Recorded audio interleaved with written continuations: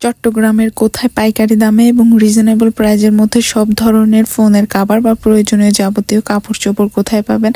তো পুরো ভিডিওটা সম্পূর্ণ দেখতে থাকুন। আসসালামু আলাইকুম। আই হোপ সবাই ভালো আছেন আর আমিও অনেক ভালো আছি। আজকে আমরা বের হয়েছিলাম, আজকে একটু শহরে যাব আর আপনাদেরকে দেখিয়ে দিব পাইকারি দামে কোথায় কি পাবেন। আর আমি আগেও বলেছিলাম আমরা যখনই বের হই একসাথে অনেকগুলো কাজ নিয়ে বের হই। প্রথমে আমরা ব্যাংকে গিয়েছিলাম, তারপর আপনাদের ভাইয়েরও কিছু কাজ ছিল। তারপর আমি বললাম যে আমার একটা মাইক্রোফোন আর একটা পাওয়ার ব্যাংক দরকার, কারণ কক্সবাজার গিয়ে অনেক রকম বিপদে পড়েছিলাম।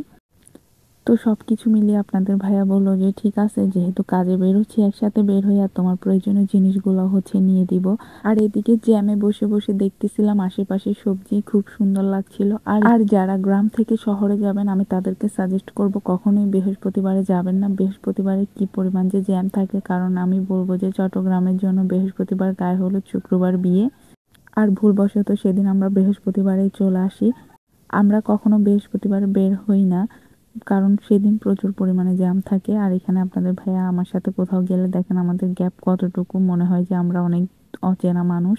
আর আমরা প্রথমেই চলে গেলাম টেরি বাজার, কারণ টেরি বাজারে খুব সুন্দর সুন্দর রিজনেবল প্রাইজের মধ্যে গজ কাপড় দেন, থ্রি পিস, যত ধরনের প্রয়োজনীয় জিনিস, পর্দা, বেডশিট যাই বলেন না কেন একদম সব কিছুই পাইকারি মূল্যে পাওয়া যায়। তবে আপনি বিজনেসের জন্য হলে পাইকারি মূল্যে পাবেন, আর যদি সিঙ্গেল নেন তাহলে একটু প্রাইস বেশি। আর এগুলো আপনাদের ভাইয়ের পরিচিত ছিল, আর আমি কি কি নিয়েছিলাম সেটা নেক্সট কোনো ভিডিওতে দেখিয়ে দিব।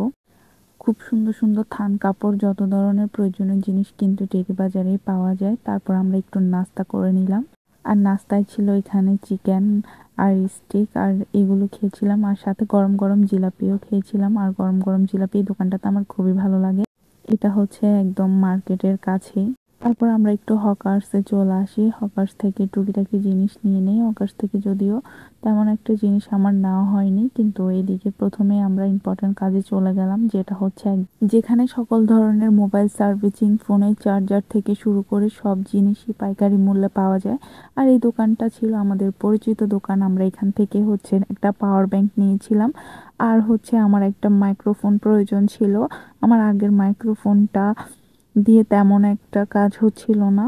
তো তারপর আমি এখানে চয়েস করতেছিলাম কোনটা নিব, আপনাদেরকে দেখাচ্ছিলাম যে কোনটা নিব। যদিও পরে আমি একটাই নিয়েছি, যেটা আমার কাছে খুব পছন্দ হয়েছিল।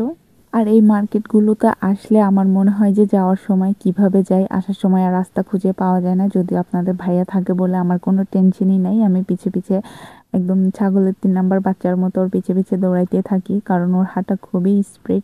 তো তারপর আমরা এখান থেকে আমাদের যাবতীয় প্রয়োজনীয় জিনিস যা যা দরকার ছিল সব কিছুই নিয়ে নিয়েছিলাম। তবে এই পাওয়ার ব্যাংকটা কিন্তু খুবই ভালো ছিল, 20 ওয়াটের ছিল। তো প্রথমে এটা নেওয়ার কথা ছিল, এটার প্রাইস একটু বেশি ছিল, পরে আমি আরেকটা নিই।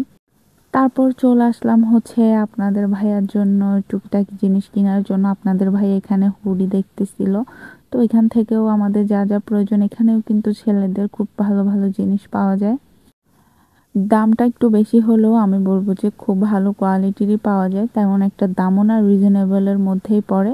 আর এই দোকান থেকেই সবসময় আপনাদের ভাইয়া সব জিনিসপত্র কিনে, এখন একেবারে পরিচিত হয়ে গিয়েছে। আমরা যখনই যাই তখন আমাদেরকে খুব ভালো আপ্যায়ন করে। তারপর আমরা এই মার্কেট থেকে চলে আসতেছিলাম, আমাদের মার্কেট করা শেষ। তারপর নিচে নামতেই দেখলাম একটা ঝালমুড়িওয়ালা, আর ঝালমুড়ি দেখলে তো আমার একদম ঝালমুড়ি খেতে ইচ্ছেই করে। আমার ঝালমুড়িটা কেন জানি খুব পছন্দ, বাট বাসায় আমার ঝালমুড়ি খেতে একটা ভালো লাগে না। আমার ঝালমুড়িটা ভালো লাগে যে রাস্তার ধারে বা আশেপাশে কোথাও গেলে, বাইরে গেলে। আর আমি এখানে বলতেছিলাম যে আমাকে মরিচ কমাই দিবেন, এখানে প্রচুর মরিচ দেখতেছিলাম, সবগুলো বোম্বাই মরিচ, ঝাল মরিচ।